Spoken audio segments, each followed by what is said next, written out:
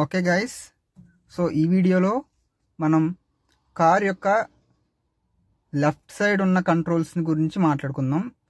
Right side ఉన్న controls, turn indicators గురించి already మనం మాట్లాడుకున్నాం. సో ఇప్పుడు లెఫ్ట్ సైడ్ ఉన్న ఈ కంట్రోల్ గురించి మాట్లాడుకుందాం. ఇవి వచ్చేసి సో ఈ విండ్షీల్డ్ వైపర్ కంట్రోల్ అనేది మనం ఎలా యూజ్ చేయాలో తెలుసుకుందాం. ఈ విండ్షీల్డ్ వైపర్ కంట్రోల్ని ఒక్కసారి పైకంటే ఈ వైపర్స్ అనేవి జస్ట్ ఒక్కసారి గ్లాస్ని క్లీన్ చేసి ఆగిపోతాయి ఫ్రెండ్స్. జస్ట్ ఒక్కసారి మాత్రమే, మీరు ఒక్కసారి పైకెత్తితే ఒక్కసారి మాత్రమే అది వాష్ చేసి దాని అంతటా అది ఆగిపోతుంది. అంతకన్నా ఎక్కువ సార్లు రన్ అవ్వదు. సో ట్రై చేద్దాం ఫ్రెండ్స్. ఒక్కసారి మాత్రం పైకెత్తుతున్నాను, చూడండి.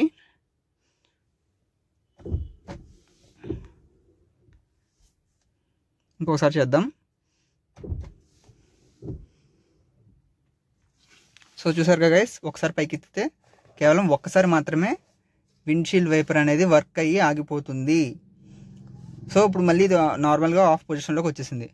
సో అలా కాదు, నేను ఇంకా రెయిన్ పడుతూ ఉంది కానీ ఎక్కువ కాదు, చిన్న చిన్న చినుకులే పడుతున్నాయి, ప్రతిసారి నేను దాన్ని ఆన్ చేసుకోలేను అనుకుంటే ఒకసారి కిందకనండి. ఒకసారి అయింది, మళ్ళీ కొంచెం టైం తీసుకుంటుంది, దాని తర్వాత మళ్ళీ అవుతుంది. సో ఇదిగో రెండోసారి అయింది.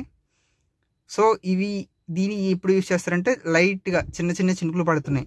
ఆ చిన్న చిన్న చినుకులు అయినా సరే నా విండ్షీల్డ్ మొత్తాన్ని కప్పేస్తున్నాయి అన్నప్పుడు ఈ విండ్షీల్డ్ వైపర్లో ఈ లో మోడ్లో పెట్టుకొని ఆన్ చేసుకోవచ్చు.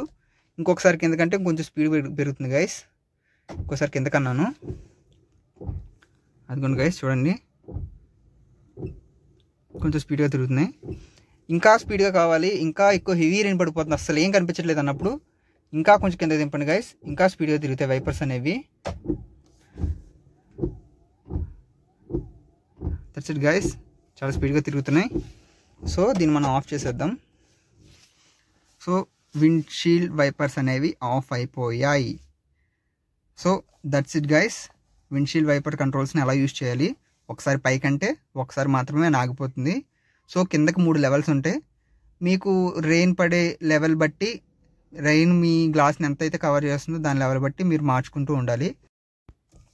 సో ఈ పుల్ అనే దాన్ని యూజ్ చేస్తే దాని అంతటా అదే వాటర్ని వేసి దాని అంతటా అదే ఈ విండ్షీల్డ్ మొత్తాన్ని వైపర్స్ అనేవి క్లీన్ చేస్తాయి గైస్.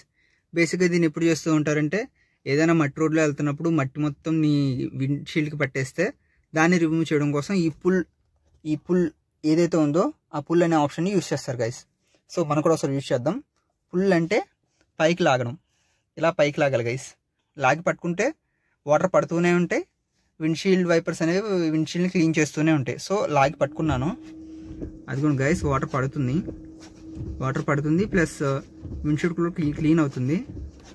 సో నేను వదిలేసాను, పడిన వాటర్ అనేది క్లీన్ చేసి విండ్షీల్డ్ అనేది ఆగిపోతుంది. సో ఆగిపోయింది గైస్. అండ్ మీకు ఇంకోసారి చూపిస్తాను. పట్టుకున్నాను, వాటర్ పోస్తుంది, విండ్షీల్డ్ అనేది క్లీన్ అవుతుంది.